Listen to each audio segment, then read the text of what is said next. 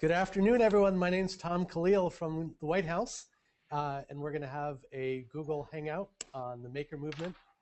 What is the Maker Movement, and why is it important, and how can it advance important national goals like getting more young boys and girls excited about STEM education and promoting manufacturing?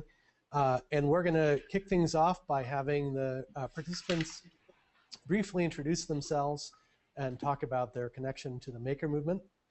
And we're going to start with Tara. Tara. Hello, live from rainy Costa Rica. I'm the co-founder and director of LA Makerspace in what I think is sunny Los Angeles, California. Great. And super awesome Sylvia is next. Hello, my name is Sylvia. I make a web show on YouTube on how to make stuff, and this is my dad, James. Hi. And Saul Griffith. Hi, Saul Griffith, founder of Other Lab, an engineering and science firm in not quite as sunny San Francisco, California. Great. And Prasad. I'm Venkatesh Prasad with Ford Motor Company. I'm based normally in two places, Dearborn, Michigan and Palo Alto, California, and I've been part of trying to get cars to open up. Great. And Dale Doherty.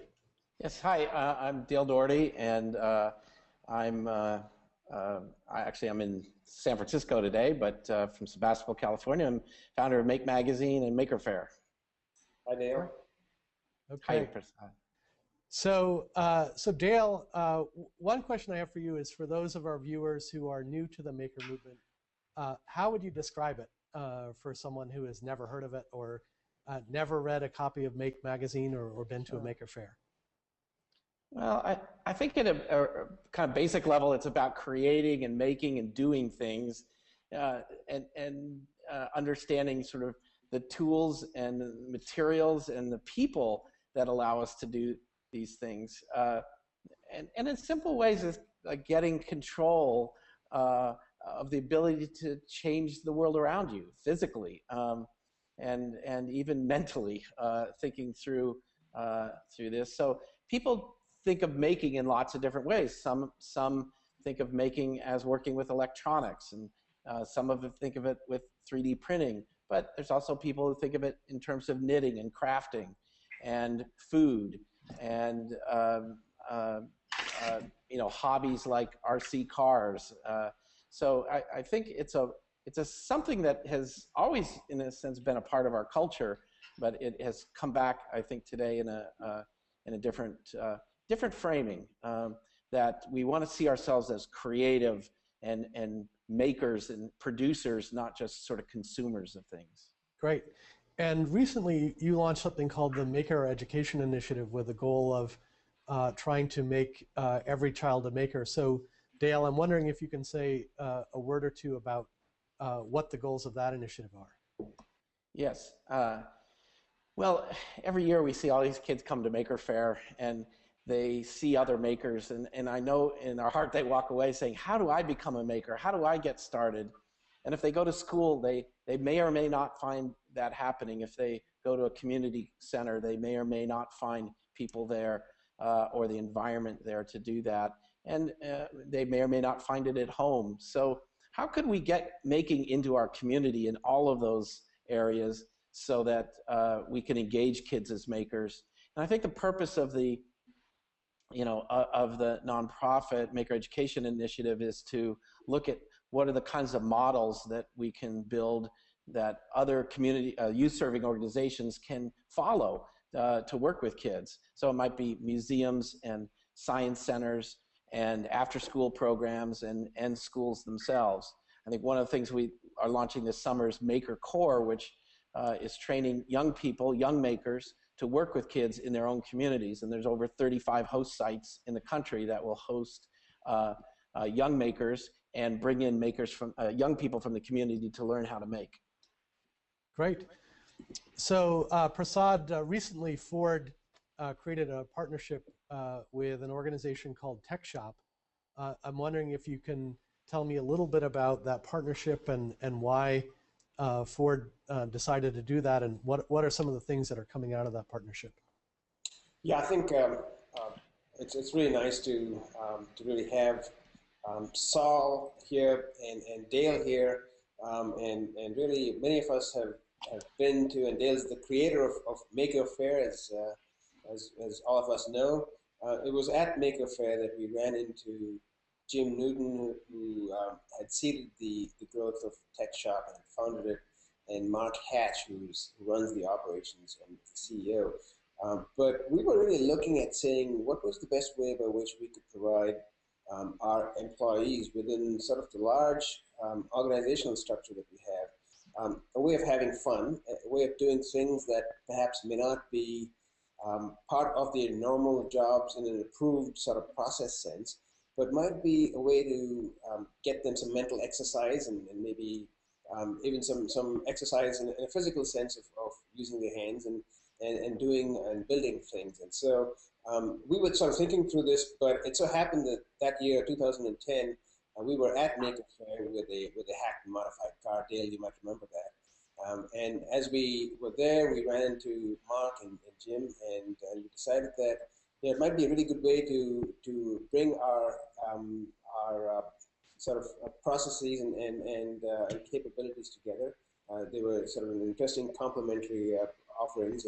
And while I was thinking about that, I went back to Dearborn, and my colleague there, who runs all of Ford's intellectual property business, normally his job is to lock down things and protect them, but he was thinking outside in and saying, well, how can we actually get tools and processes from the outside to really be working with employees as a way of, more or less along the same lines that I've been thinking about, and about getting employees to sort of build things on their own and open up, and that's how it came to be. And he was trying to reach Tech Shop because he'd read about the Tech Shop in the New York Times. There'd been a pretty nice article on Tech Shop, and then we connected and reached out to Jim Newton and Mark Hatch, and then we decided to sort of make this. Obviously, this is fun, it's great to do, but it has to be cast in an affordable and a sustainable sort of business framework. And so we decided to come together to sort of make some investments and offered an attractive physical plant near our operations in Dearborn, Michigan. And then we started giving employee incentives that were really around saying, if you were an innovator in some sense, where your ideas had been translated to product value propositions, or if you were busy inventing and getting things down a pipeline and had a certain number of, could have been patent filings, or could have been just working collaboratively to get things done, then you would get a discounted, or in some cases a free membership. That then got a whole lot of interest. And so it's been a real success, not without challenges that any organization might have, but I think it's been a really good way for us to get the outside in and for us to go out. Great. Okay. And for our viewers that might not be familiar with open innovation as a business strategy, could you say a little bit about that and why Ford is pursuing that? Yeah, I think it's a very firm commitment that's been made at the very highest level of our leadership operations, and it couldn't have been done otherwise. And so at a very fundamental level, it's about unleashing the best within the firm and then really looking at novel ways to work with interesting folks on the outside. All of this sounds like something we probably all are doing, but I don't think this happens very often. And so what we've found is we've created toolkits. We need toolkits to be able to make these things, these interactions useful. And so we've created this open source hardware and open source software toolkit called OpenXC. It's a platform that allows a lot of employees to work with other employees to make product improvements, to have quality improvements. That's already well underway. And then we take that toolkit and make it as a sort of an offering to the community of developers, of users outside of the company, and that then allows ideas to take root in the form of actual experimentation with cars or data from cars. And so that's begun to happen. So open innovation really is a way by which you can get outside ideas in and have inside ideas sort of permeate outside, but really on a meaningful business, social engagement, and technology platform. Right. So one nice summary that I've heard of this idea comes from Bill Joy, who said, no matter who you are, most of the smartest people in the world work for someone else. And I think this open innovation approach to recognizes that. Tom, there's actually a follow-up to Bill Joyce's great statement, and that is the challenge is you don't know where those somebody else are, where they are, who they are. Right. Right. So Saul, tell us what are some of the things that you're working on at Other Lab, and tell us what Other Lab is. So Other Lab is an independent R&D house. So we develop new technologies. At the moment, we are enjoying developing low-cost CNC machines to hopefully propel the maker movement by enabling more people to have access to computer-controlled tools. We also work in interesting aspects of robotics and solar energy. Great. And what are some of the tools that you're working on that could democratize making? You know, if you think about one of the reasons that we've seen so much innovation in internet and software is that the barriers to entry are really low. So you can have a small team living on ramen noodles for a couple months, and for a very low amount of money, they can, you know, develop a new smartphone application or a new online service. Do you see similar opportunities in the area of actually making stuff as opposed to digital innovation? Absolutely, and maybe to contextualize that, you know, I think we've had a few maker movements in history before. We had sort of the crafts revival of the turn of the last century, driven by William Morris, and then I think Tom Wolfe wrote the fabulous essay "Tangerine-Colored Cornflake Baby," and we had the whole hot rodding culture of the 1950s, which still influences Detroit and the automotive industry today. And that was a maker-led movement, very democratic, that hot rodding of cars.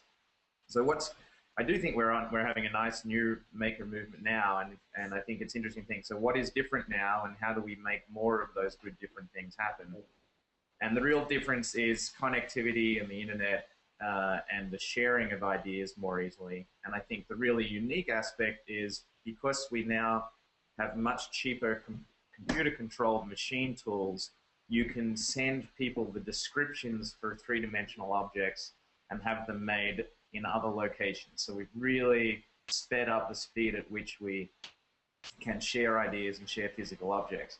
The 3D printing revolution, which is getting a lot of very well-deserved press, is sort of the lead of that. But really what's underlying it all is the incredible drop in cost in the past 5 years of using a computer to control a machine. So it used to be $1,000 to $2,000 for the hardware to drive a CNC machine. It's now $50 or $100. And the beautiful thing about this is we're going to see a whole flowering of CNC machines that are cheap enough for schools, for parents to afford. And so you'll be able to have kids in New York collaborating with kids in LA, building objects and replicating each other's objects and mashing up their objects. So we'll see something happening with physical objects that we saw happen with music in the 1990s in terms of mixing and mashing up.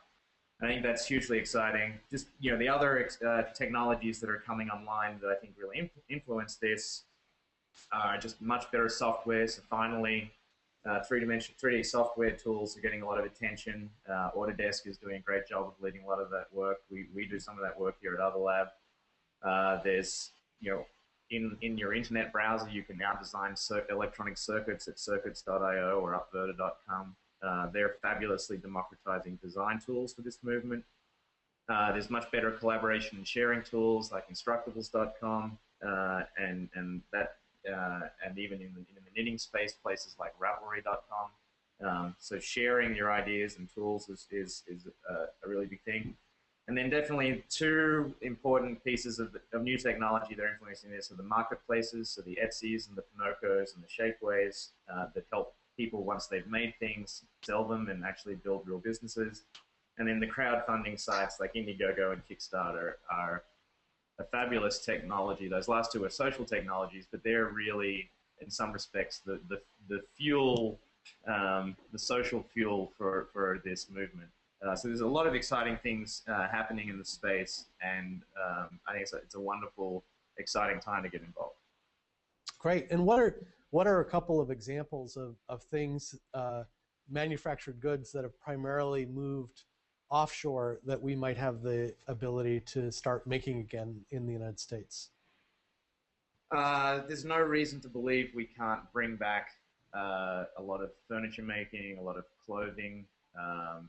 Pretty much everything is back in sights of being possible to be made in America, and it will be through a lot of automation. So lower cost robotics, the type of things that Rodney Brooks is doing with Heartland Robotics, and cheaper robots and cheaper CNC means we're going to be able to automate a lot of processes and low-cost labor that we sent offshore in the past 20 years. I think that's very exciting. So I can imagine we will see a lot of bespoke and small-scale local furniture companies, bicycle manufacturers, even automotive companies like Local Motors that are able, through this type of automation, to sort of meet Asia where it is in terms of labor cost. Great. All right. Super awesome, Sylvia. You already have a lot of new fans in the White House. Can you tell us about your TV show and what are some of your favorite projects? Well, I make a web show on YouTube, and I show people how to make stuff, simple as no heat lava lamps and to rockets. I think my favorite project... And Arduino. Oh, and Arduino. And my favorite project right now is the watercolor bot, which is painting over there. Yes, it has its own Hangout video stream where it's currently painting the White House logo. Oh, that's great. That's a fun little project that, how long have you been working on that? About 3 weeks. 3 weeks I've been working on it, and I've put a lot of hard work and effort into it with help of a business called EMSL, Evil Mab Science Laboratories. They helped me a lot. They had a lot of tools that I could use, which I don't have here. That's great. And what's the favorite message that you've gotten from one of your fans about a project that they're working on, or just something they told you? Well, here's the quote. This little family from Sweden says, "Thank you, super awesome Sylvia and super mysterious dad." Here in Sweden, Ella, Liam, and I really like your maker show. You know so much, and we're learning a lot from you. Thank you, super awesome Sylvia and super mysterious dad. That's great. And we get emails like that all the time from all over the world about people who feel strongly about this. Having so she started when she was 8, and now she's 11, and we've been just keep doing it. Although we haven't been making as many shows lately, we've been going to places and visiting maker fairs all over the country, and really getting to actually meet with people. Great. I do get a lot more like messages from fans outside of the web, like Maker Faire, and like kids say, "Oh, it's Sylvia, hi!" and they're all excited. That's great. And Sylvia, how did you first get interested in this?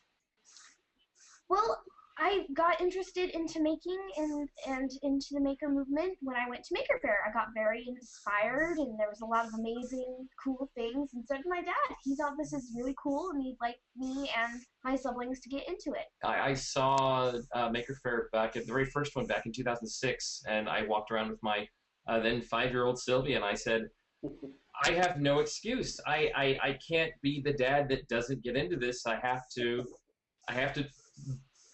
don't want my kids left behind. I don't want them to be swept away by me not giving excuses. So I wanted to be kind of a dad that wanted to help out. So I introduced them to it, and then she kind of grabbed onto it and didn't want to let go. That's great. Okay. That is great. Well, Tara, you've been working in LA to make more makers. So tell me what motivated you to create a family-friendly makerspace, and what are you and your colleagues doing to create that? Well, it was a few different things. When I first moved to LA, I really wanted to connect with other women that were into tech like myself. And then after I had my son, expanded into kids.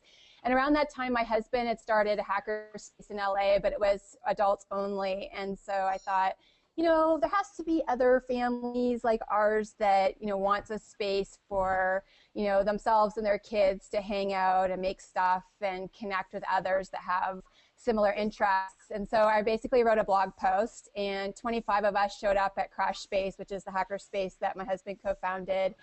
And after that, we just started meeting and planning, and we started putting on different events that ranged from, you know, learning how to program to liquid nitrogen ice cream socials to, you know, I think we did like a big Halloween DIY event. And eventually, just out of, you know, persistence, we ended up finding a space in downtown LA. And we officially opened on February 2nd. We had a robot party, and a couple hundred people showed up. And we actually started it all through a Kickstarter. That was where we got our initial seed funding so that we could purchase a few things, including, you know, laser cutter and 3D printer. And, you know, we've had a bunch of woodworking tools and other materials donated to us. And just, you know, people show up on Saturdays and Sundays to take classes or just to work on the projects that they're continuing after they've learned how to start them at some of our classes. So it's been really busy and really fun and exciting, and we just, you know, we're going to keep going. Mm-hmm. And what are your hopes and dreams for 2013? Oh, there's so many. Well, for me, I'm really into everything space, and so I'm hoping that we get to visit JPL and SpaceX and XCOR and Virgin Galactica this year. So that's some of my goals, in addition to making things based on mentors that we hope to grab as we visit all these different organizations. And we really want to form a lot of groups at this space based on their similar interests. And so we have a group that's all about, they call themselves the Evil Geniuses, and they're building some destructo robots and stuff. We have a citizen science group. So really people are sort of forming their groups based on their interests, and I want to see more and more of that. And also people really starting to work on projects as opposed to coming into the space to, you know, work, take classes. And so I'd like to see more of that happening. And I think the other thing is I really want to form a network. Really been informal to date with museums and libraries, schools. And so I'd like to see that formalized more so we can share resources. That's great. You know, your comment about SpaceX reminds me of something else that I'm working on, which is the whole idea of grand challenges, which are these really ambitious goals, like, you know, sequencing the human genome. And a bunch of companies are thinking about these as well. So Qualcomm is supporting a large incentive prize for a tricorder, so a mobile device that could diagnose 10 diseases.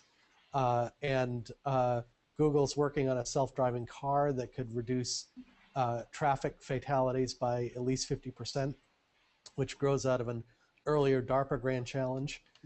And Elon Musk, who's the CEO of SpaceX, has a very modest goal, which is to make humanity a multi-planetary species. And as he puts it, I want to die on Mars, but not on impact. So, so I think one of the things that the maker movement can do is, you know, as Dale said, you know, encourage people to think about the dent that they want to make in the universe. Yeah. Hey, Tom, yeah.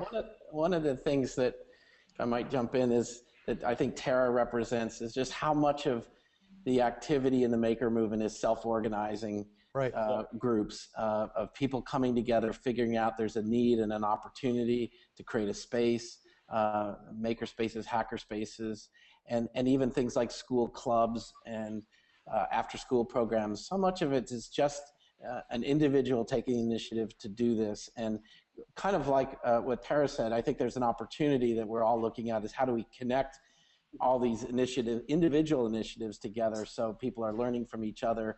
And in effect, you know, they know they're not alone doing this and multiply its impact. But it's a lot of the maker fairs are organized by a person in that community getting out there and saying, I can, you know, find the makers, I can get a space, and we can have this event, and the spaces are happening in the same way. So it is part of the DIY ethic of I think the whole movement of just you can do it, and I think it's a wonderful part. That's great. And Dale, I know you've been doing some work to try to create some kind of organizing guides for different communities that are thinking about creating, a mini maker fair or something like that in their community. Yeah. Well, we came up with the idea of one of the ways to help spread this around initially when we realized we couldn't organize all the maker fairs that wanted to happen, that we came up with the idea of playbooks. So what did we know about making that we could share, making a maker fair that we could share with other people? And for instance, a lot of it's organizing your community and figuring out how to get out there and meet people and defining a common goal and lots of participation. But we've also done that with young makers as a small club model. We wrote a playbook for that on youngmakers.org, and then on makerspace.com there's a playbook for starting a makerspace in sort of like a school and a library. And I find that a lot of people need practical guidance in how to they get what they want to do, but sort of like, well, do we have to have all the features, or can we just start, as Tara was describing, with a few tools and a core group of people that want to make it happen? And the answer is yes. Things start to build some momentum, and tools show up, people show up, and others want to help. Great. So one question that I want to ask everyone is, a lot of times President Obama talks about we need an all-hands-on-deck effort. And it's not going to be any one individual or organization, but there's lots of different ways in which different types of individuals and organizations and communities can participate in spreading the maker movement to give more kids and adults an opportunity to get involved and to promote innovation in manufacturing in the same way that the US computer industry grew out of things like the Homebrew Computer Club.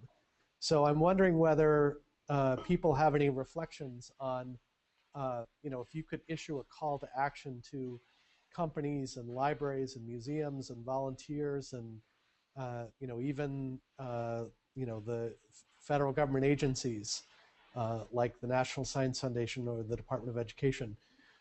What are some of the specific things that you think individuals and organizations can do right now to help elevate making and promote the type of innovation and entrepreneurship that Saul was talking about? So Dale, any thoughts? Well, I guess on a general level, one is just to sort of figure out, going back to your Bill Joy comment, is, as a country, we have such capacity, and it's not always, the talent is not always, in, say, an academic setting or a corporate setting. It's out in the wild. Right. And yet it doesn't have to, it could benefit from the connections into a business. And I think one of the maybe transitions that I see us going from is from like a DIY mentality where I can do it myself to really solving more complex problems and doing things at a greater scale that involve intense collaboration with greater numbers of people.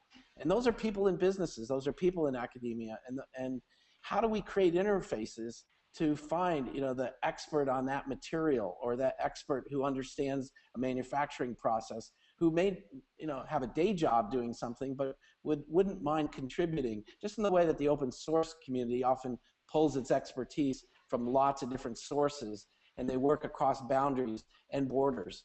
And I think we need more of that happening in the maker community. I keep thinking that if makers had better access to some of the manufacturing capacity in this country, because, they could really do things here. But it's a capacity that sometimes is difficult to interface with. Like, you have to get on the phone and talk to someone who may not want to take your call. So, because you look like a small scale opportunity. But I think that sort of increasing opportunity for collaboration is one of the big things. And I think makers also have a role of doing a better job of telling others about what they're doing. Sometimes the hacker spaces have wonderful, wonderful projects inside of them, but no one knows unless you walk inside. So we have to kind of just share more openly and broadly. And I think companies can I've had companies ask, like, we want our engineers to be makers. And I think what they mean by that is really the mindset around they do make in their job, but it's sort of how do they think creatively and innovatively, and how do they, in a sense, within that organization get a yes to go on and do creative things, and perhaps outside of that company find something in the community that also takes advantage of their knowledge and expertise. Mm-hmm. That's great. Prasad, what thoughts do you have about what kind of call to action you would issue to companies or volunteers or other organizations? I think there's been a lot of learning that I've had, and I think a lot of the learnings translate well across large industrial sectors. It doesn't really have to be within the automotive sector at all. Really what I represent is the unleashing through relevant open source technologies, whether it's software or hardware or some combination, or it's just even open access to otherwise highly locked down sort of institutions and products and services. So the real call is identify within your business, what makes sense to create attractive platforms so you can really get the makers, the third-party developers to come and add value to your platform. Your platform has to be interesting, and the barriers to innovating on your platform has to be really low. And then you start discovering the 3D printer user operator down the street who might then modify your product. You might then find someone who adds a new sort of electronic or software-enabled service to that product. And it could be in really across all sectors. Right. So in the same way that, we have all these third-party developers creating apps for smartphones, you could see that happening in traditional industrial sectors like cars. So cars could become a platform. Right, and it's not just apps in the software sense. I like to use the word apps in the hardware applications. Right. Great.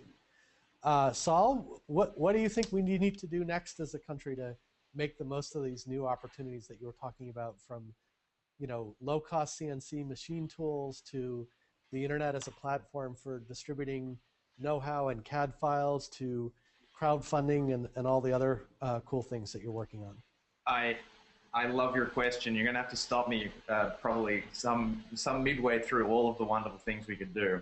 I think I'd like to emphasize here what I believe is at the core, what is addictive about making, is that it really expresses that every one of us has the capacity to design and build a better world locally around us and globally. So it's not a passive type of consumerism that we've had for quite a long time globally. It's like everyone can be engaged and build a better world, and that's a fabulous thing that we can use to hang a lot on. So in terms of the opportunities, I think are enormous in education. If you think about the last 200 years of education, pretty much all education materials you get are two-dimensional. They come through a book or they come through a blackboard or a whiteboard.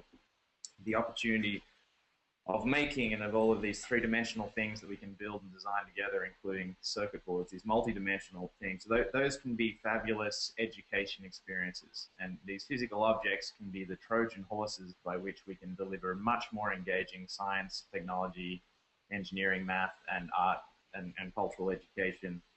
And so I think, specifically the Department of Education and NSF, there's a fabulous opportunity for both of those organizations and then all the school boards across the country to engage with this movement and these passionate people in creating these three-dimensional educational experiences. And it really means that we can create an entire new kind of curriculum materials that will engage a lot more students more broadly. I think that's fantastic. I personally think as wonderful as the maker movement is, we're rebuilding a lot of wheels. And that's not the maker movement's fault. I think there's a great opportunity to open up journal access to a huge body of scientific and engineering knowledge that's really locked behind the, people call it the paywall of science. So unless you have an academic library account, you can't look at all of the history of all of the mechanical engineering designs and biology, the cutting edge of science and engineering. I think that the capacity of makers to play and engage and contribute at the cutting edge is enormous. And it would be wonderful to get more movements that look like the Public Library of Science, a sort of open journal that's free to the public. And we should have those, something like the Public Library of Engineering equivalent, so that we can have makers working at the cutting edge. I think that would be fabulous. A problem I don't know how to solve, maybe this is a White House level problem, is I think the litigious culture in this country and indeed globally now, where we're scared of being sued for this or that or the other, is a bit of an impediment. So anyone who opens a makerspace has to worry about the liability of their table saw or their bandsaw. And those are non-trivial barriers, and they're expensive barriers, and they can sort of provide psychological barriers to people joining and engaging. So how do we, what I think I've heard ideas bandied around where you should be allowed to get your own passport for danger. So if you want, you wave anyone around to your responsibility for yourself, so that you can engage with these tools. Something like that would be fabulous. We'd like to have those at Maker Faire. Yeah, and Please solve that problem. there you go. And then maybe, yeah, so I think that's a fabulous thing to do. And then one thing that I really personally care about a lot, when we think about how research, cutting edge research is done in this country, we think that it's done in universities and university labs and at national labs and to a lesser extent in corporate labs. Realistically, that model for how the cutting edge research and development in the country happens is really an artifact of post-Second World War and the success of the Manhattan Project. So we then we locked ourselves in, and the National Science Foundation, the National Institute of Health, the DoD, all of the agencies that fund research really find it difficult to fund cutting edge research outside of those institutions. I think at a government level, there's an opportunity to maybe do something as bold as say, let's create a new kind of national lab that is in fact just the distributed lab of all of these makers and their spaces and their hacker spaces and their fab labs and the whole lot. And you would like those very innovative places that can move very quickly to be able to compete for the federal research money on a level playing ground with the MITs, with the Stanfords, with the Parks. And I think if we just made a little bit of ground in helping access to create the new science in some method like that, there we would see a flourishing of innovation in this country. Great. Yeah. Could I just second? That's a wonderful idea, Saul. That really is terrific. And on his thing on educational materials, to give you a great example of someone that approached me on a talk, he said he works at a Center for the Blind. And he said, we've never been able to teach chemistry to the blind because they can't see the models. We bought a 3D printer, and we're printing out the models that are in textbooks so that they're tactile. And you just think about that. You would never kind of even, it's not a manufacturing question. It is. Right. And then I had math professors say, kids have real difficulty understanding, volume, and especially from 3D.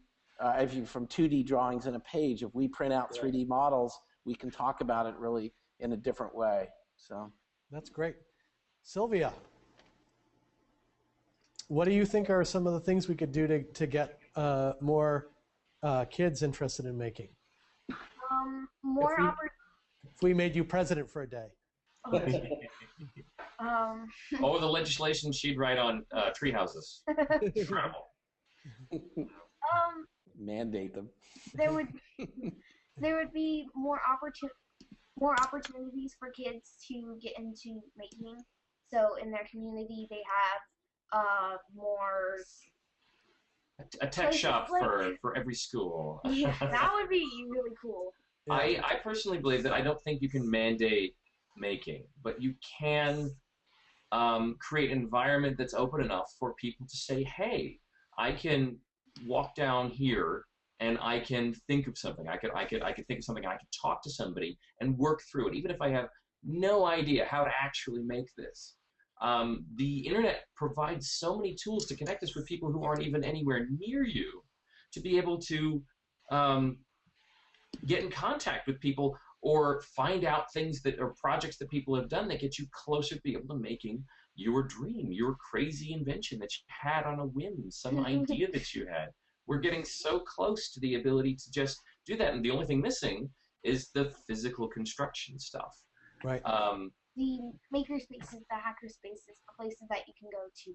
That have the tools and the parts to be able to put something together that you have an idea, or can at least order them and get them through, and then have people there who can tell you more about it. It's right. I think just an open environment where people can build things would be better than saying, hey, you need to start making because it's good for you.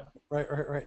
Saul, you've thought about what a school would be able to do even with a relatively low-cost budget of $3,000 or $4,000. Why don't you give our viewers a sense for, what a school or a library or museum could do to get started, even with a relatively low budget?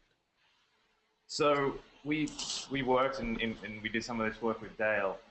What is the minimum lab that gets people started? And 3D printers are great, but they're still fairly slow. So if you've got to serve a lot of people, and if you go to the tech shops of the world, the fab labs of the world, the machines that are getting an enormous amount of use are laser cutters because they're extremely fast. Lots of people can build things with real materials, and it turns out you can build something that has similar capacity to a laser cutter that's sort of a computer-controlled X-Acto craft knife. And with a tool like that and a bunch of hand tools, potentially you can get a 3D printer, and for $3,000 to $5,000 have a functioning workshop where you can download 3D files, make them out of real structural materials, and in some cases, for prototyping purposes, one of the best materials is just plain old cardboard. It can be very strong, it's very fast, it's very cheap. And you can have, then you just need one computer to drive that with the CAD tools that, for example, Autodesk is propagating into the wild, and a school, a classroom, a library all of a sudden can share three-dimensional objects that the rest of the world has made and fabricate them on site, and teach, not only what I think is the critical thing to teach all of these new makers, which is essentially just the notion you can use a computer to design a three-dimensional object, and a small robot we call a CNC machine can make that design an actual physical object for you. And exposing as many people in this country to that experience as possible is hugely enabling. And then on top of that, teach people just basic hand tool use so that they can make those computer design and built things even more functional with a little bit of other hand tool work. So I think it's very reasonable to imagine that we could outfit every high school and every middle school. I actually think we should be targeting all the way to every elementary school in this country with a reasonably capable set of tools that can have all of those children working with all of the other children in the country in this sort of manufacturing and design revolution. Great. Well, I think that would be a fantastic thing for manufacturing and technology companies who are in many times complaining that they can't hire workers with the right type of skills to think about doing, is maybe sponsoring some of these maker spaces and hacker spaces in schools and libraries and museums. Tara, what are your concluding thoughts for the group? Well, I'm going to give a +1 to Dale, who has mentioned mentorship and apprenticeship. In my day job at the Digital Media Learning Research Hub, we spent over a year now looking at, hey, how do you connect mentors with mentees based on their passionate interests? And, everybody would love to have help from somebody, but it's actually the hard part is keeping the mentors engaged and interested. So, we need to find more mentors out there that are interested in, just helping with a one-off project or something more formal and long-term. And that's where we can go out to the public and private sectors and really, look for folks that maybe aren't identifying themselves as mentors right now. We help them with that, help guide them through like how to be a really good mentor. So we really need to see more of that happen. I also want to give a shout out to libraries. I actually get more librarians coming into the maker space trying to figure out how to open a space at their libraries than anyone else. It's really exciting. Same for museums. they're doing, in LA, I'm seeing a lot of this, and I know it's happening around the country, and I really think we should put a lot of focus on that, as I think they're great spaces. I have a lot of teachers that actually come through the makerspace, but they're from private schools as opposed to public. So, I'd like to see us not lose our shop classes. Yeah. That's a big thing for me. I wrote about that a while ago, and I'm still I love the work Dale's doing. How do we keep our shop classes and not use them for storage rooms? Also, I really, again, to what Sylvia's doing and with her dad's support, how do we help parents support parents to really sort of showcase maybe if their kids are interested in the work that they're doing. I meet lots of kids all the time that are doing really interesting projects and they would love to share, and we're seeing more platforms out there that are allowing that to happen, but parents are a little bit nervous. So how do we mentor them and the kids in, this is the internet, this is what happens, how can we support them in feeling comfortable sharing? Great. So yeah, I think that those are, things that I think about all the time at the Makerspace and in my day job. Great. Well, I want to tell you how fun this has been. This has been a blast hanging out with all of you. I've got a couple of action items from this Google Hangout for me to explore. But before we wrap up, Sylvia, it looks like you've been making progress on your project. So why don't you tell us about it? Over. Oh, right. Well, Yes. there. We painted the logo. There you go. There's the spiral version, and then here's the horizontal version we did before. And here is a Mona Lisa. picture of the Mona Lisa. Sylvia, if you want an internship, let me know. Sylvia wants to go to MIT, so Saul, maybe you can help her with that as well. It's been big on her list since she was 8, so. Yeah, but Sylvia, you're going to be a fellow down at the LA Makerspace first, right? All right, lots of people vying for your affection. Yeah. Well, again, thank you all for taking time out of your busy schedule. Thank you. And look forward to continuing the conversation with other Google Hangouts on this and other topics. So thank you. Thank you. Thank you. Have a great day, everybody.